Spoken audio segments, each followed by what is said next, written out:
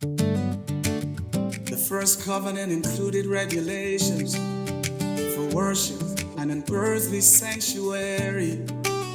The tabernacle was prepared with an outer room that contained the lampstand, the table, and the sacred bread.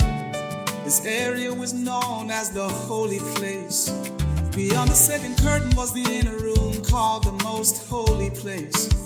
There were the golden altar for incense and the ark of the covenant covered with gold on every side. Inside the ark were the gold jar holding manna, Aaron's staff that had once budded, and the stone tablets of the covenant. Above it were the glorious cherubim whose wings overshadowed the place where atonement was made.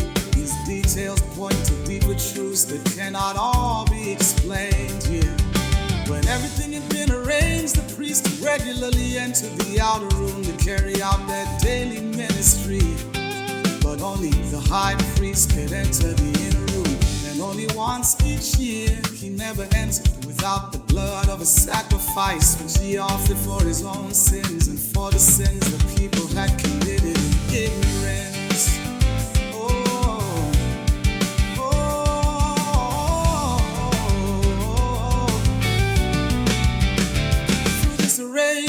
The Holy Spirit revealed that the way into God's immediate presence had not yet been fully opened while the first sanctuary remained in effect.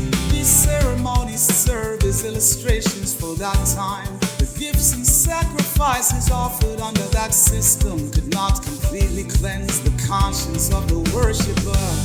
They dealt mainly with external practices involving food, drink, ceremonial washings, and other temporary regulations until the time of God's greater work arrived.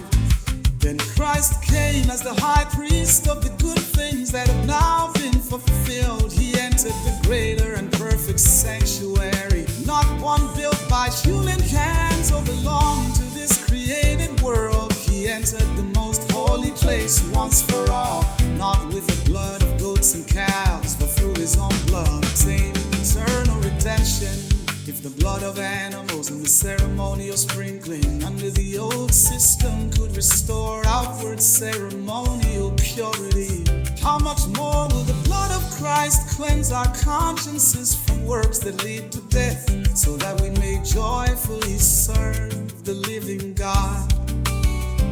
Through the eternal Spirit, He offered Himself to God as a perfect and spotless sacrifice.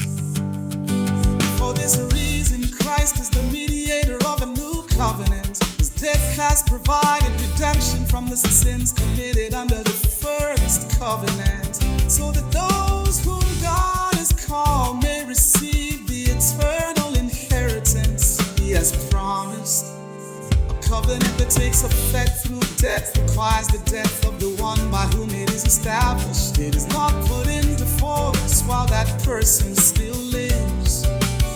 In the same way, even the first covenant was dedicated with blood. After Moses announced every commandment of the law to the people, he used the blood of sacrificed animals together with water, scarlet, wool, and hyssop to sprinkle both the scroll and the people. He declared that this was the blood confirming the covenant God had commanded them to keep. He also sprinkled the tabernacle and everything used in worship under the law. Nearly everything was purified with blood, because forgiveness required the shedding of blood. The earthly sanctuary was only a copy of the heavenly reality, and therefore required these ceremonial acts of purification. The heavenly realities, however, are established through the far greater sacrifice of Christ. Christ did not enter a sanctuary made by human hands that merely represented the true one. Instead, He entered heaven itself and now appears before God on our behalf. Nor did He offer Himself repeatedly as the earthly high priest entered the most holy place year after year with blood that was not His own.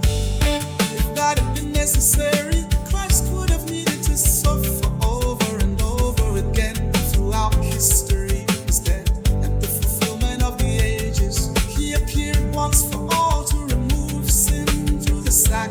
likes of himself. Just as every person is appointed to die once and afterward face judgment.